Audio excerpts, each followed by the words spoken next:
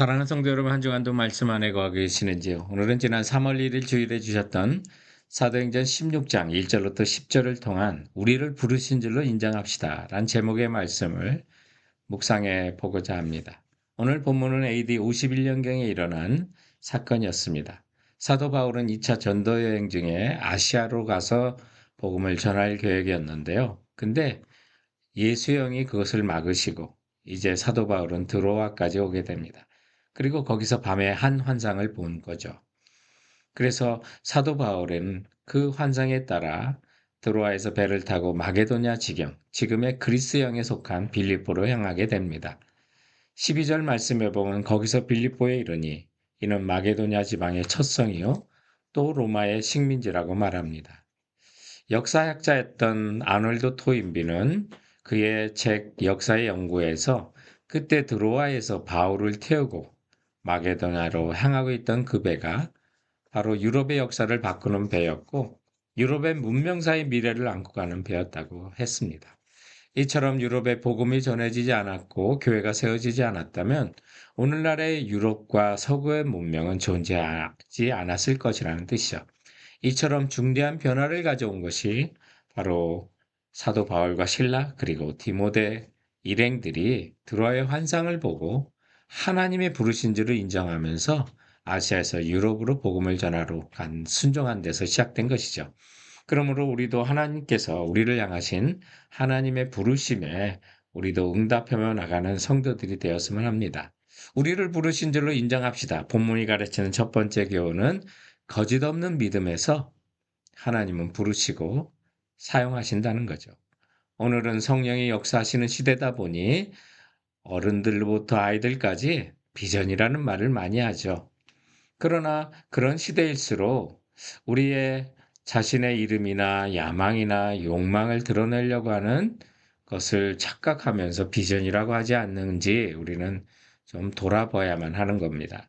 하나님께서 부르시고 사용하신 기독교 역사에 가장 위대한 업적을 남긴 사람들을 보면 공통점이 거짓 없는 믿음의 사람들이었던 것을 보게 되죠. 사도 바울은 이제 하나님의 부르심을 인정하고 유럽으로 건너가는데 그의 일생에 너무나도 큰 힘이 되는 디모데와 함께 가게 됩니다. 그런데 이 디모데가 거짓 없는 믿음의 사람이었고요. 또 거짓 없는 믿음의 가정에서 배우고 자란 사람이었습니다. 사도 바울에게는 동역자요 제자였고 믿음의 아들이었던 것을 보게 됩니다.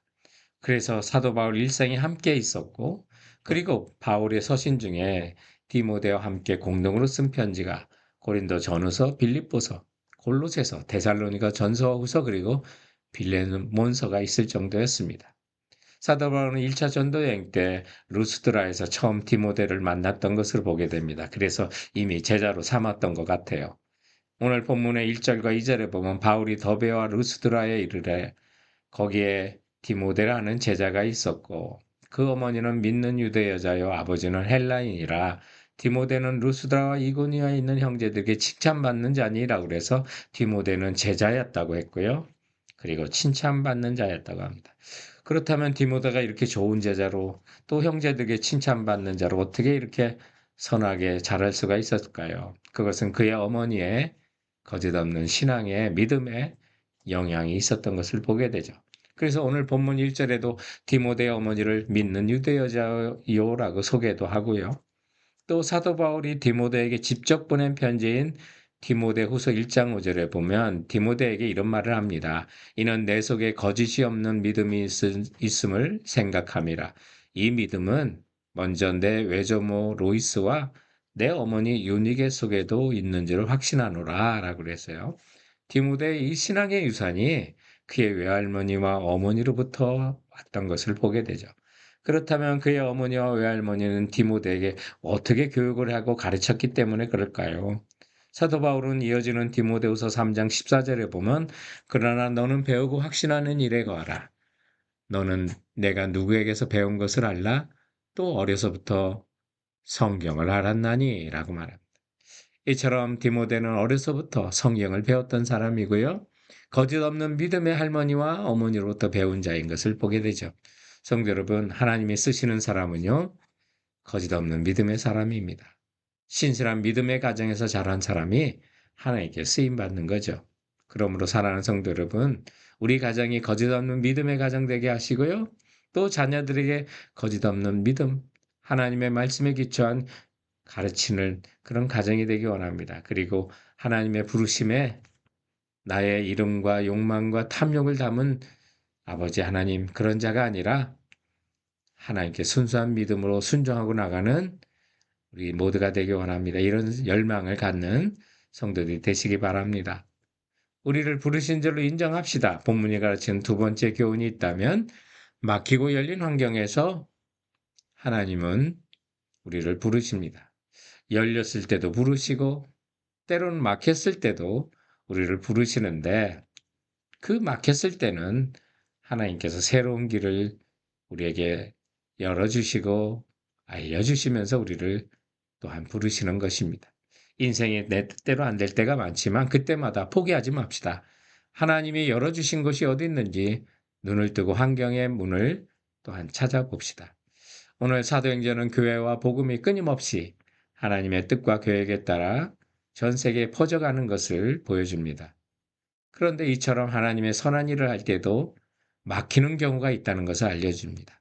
사제를 보면 여러 성으로 다녀갈 때 예루살렘에 있는 사도와 장로들의 작정한 규례를 저희에게 주어 지키게 하니 5절에 이에 여러 교회가 믿음이 더 굳어지고 수가 날마다 더하니라 라고 그래서 이방인에게도 복음이 잘 전해지고 또 교회가 힘을 얻어가는 것을 보게 됩니다. 그런데 문제가 생깁니다. 6절과 7절에 보면 성령이 아시아에서 말씀을 전하지 못하게 하거늘 부르기아와 갈라디아 땅으로 다녀가 무시아 앞에 이르러 비두니아로 가고자 했으되 예수의 영이 허락하지 않아야 하는지라라고 말합니다. 여기 사도 바울이 가고자 하는 비두니아 소아시아이고요. 지금의 투르키예인데 그곳에 가는 것을 예수의 영이 막으셨습니다. 그래서 그나마 열린 곳을 따라가다 보니 무시아를 지나 드로아까지 오게 된 것을 8절을 통해서 보게 되죠. 성도 여러분, 먼저 우리가 막혀 있다고 좌절하지 않는 것을 배웠으면 합니다. 또 다른 열린 곳을 찾아 갈 수 있는 곳까지 우리는 가야만 합니다. 조지 바나라고 하는 통계학자는 더 파워 오브 비전이라는 책에서 사역을 위해서 하나님이 주시는 그 비전은 하나님과 자신과 환경에 대한 정확한 이해에 기초하고 있다고 말합니다. 하나님이 우리를 부르신 그 비전을 우리가 알려면 하나님도 알아야 되고요. 자신의 형편도 알아야 되고요. 또 환경에 대한 정확한 이해에 기초하고 있다는 사실 기억하십시다. 병이 든 자에게 육체로 섬기라고 하지 않을 것입니다. 물질이 없는 사람에게 많은 물질로 섬기라고 하지도 않으시는 분입니다.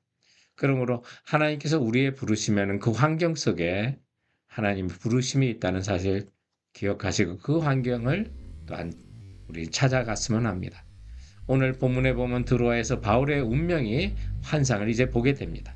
그래서 9절에 밤의 환상이 바울에게 보이니 마게도냐 사람 하나가 서서 그에게 청하여 이르되 마게도냐로 건너와서 우리를 도우라고요.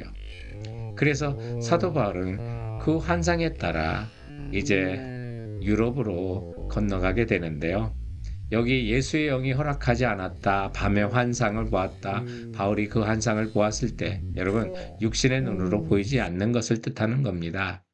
영적인 일이고 그것은 기도할 때 보이는 일들입니다. 그러므로 사랑하는 성도 여러분, 길이 막혔을 때 하나님은 다른 길과 계획을 이미 준비해 놓고 계신다는 사실 기억하시고 기도하십시오. 무릎을 꿇으십시오. 하나님의 뜻과 계획은 완전하십니다.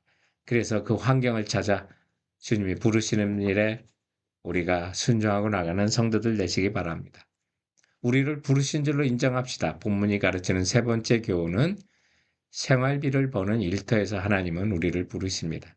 오늘 10절에 보면 바울이 이 환상을 본 후에 우리가 곧 마게도냐로 떠나기를 힘쓰니 이는 하나님이 저 사람들에게 복음을 전하라고 우리를 부르신 줄로 인정함이라 라고 말하면서 환상을 본 후에 우리가 곧 마게도냐로 떠나기로 힘쓰니라고 그래서 곧 우리가 주님께 헌신하는 일에는 즉각적인 순종이 필요하다는 거죠. 이런저런 핑계를 댈 것이 아니라 할 수 있는 대로 곧바로 순종하고 나서야 한다는 것을 보게 됩니다. 그리할 때 저들의 환경 속에 또 저들의 일터와 직장 속에 하나님의 일을 할 사람을 예비해 놓고 계신 것을 보게 되는데요. 이제 사도 바울은 누디아라는 여인도 만나고 또 점치는 여정을 만나고 또 감옥의 간수들에게 우여곡절 끝에 감옥에 갇히면서 그들을 만나 유럽의 첫 번째 교회를 세우는데 같은 교인들로 삼아가는 것을 보게 됩니다. 특별히 우리가 주목하는 것은 누디아입니다. 여성 옷감 장사였다니까요. 여류 사업가가 되겠죠. 그 사람이 이제 15절에 보면 그와 그의 집이 다 침례를 받고 우리에게 청하여 이르되 만일 나를 주 믿는 자로 알거든 내 집에 들어와 유하라 하고 강권하여 머물게 아니라고 했는데요. 훗날에 사도 바울과 실라가 감옥에서 나왔을 때 사도행전 16장 마지막 구절인 40절에 보면 두 사람이 옥에서 나와 누디아의 집에 들어가서 형제들을 만나보고 위로하고 가니라 라고 해서 이 루디아의 집에 형제들이 기다리는 교회였던 것을 보게 됩니다. 그리고 이 루디아와 또한 빌립보 교회가 사도 바울의 일생에 사역비를 제공하는 훌륭한 교회가 되는 것을 보게 되는 거죠. 이처럼 생활비를 버는 직장에서 하나님께 순종하는 사람이 없었다면 사도 바울의 복음 증거는 많은 어려움에 부딪혔을 것입니다. 천직을 뜻하는 보케이션이라는 영어 단어, 하나님은 우리를 부르셨다는 뜻이 있다는 사실 기억하시고 우리가 살아가는 이 실리콘밸리 지역에서 주님의 사역, 그 부르심을 일터에서 찾으셨으면 합니다. 2세기 갈릴리 너머에 살던 기독교 변증가였던 순교자 유스티누스는 예수님이 부활하고 승천하시고 100년이 지난 뒤에 예수님이 사셨던 갈릴리 지역 나사렛 지역을 가다가 그가 이런 글을 남겼습니다. 요셉과 예수님이 만드신 쟁기와 멍에가 지금도 널리 사용되고 있다고요.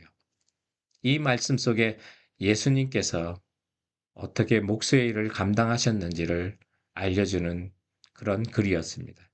성도 여러분, 우리가 일하는 일터에서 하나님이 세상 가운데 소금으로 부르신 것, 그리고 빛으로 우리를 삼으신 것 기억하시고 신실한 믿음으로 거짓 없는 믿음으로 하나님의 부르심에 순종하고 나가시는 성도들 되시길 주님의 이름으로 축원드립니다. 사랑하는 성도 여러분, 그럼 이번 한 주간도 주께서 주신 말씀으로 승리하세요.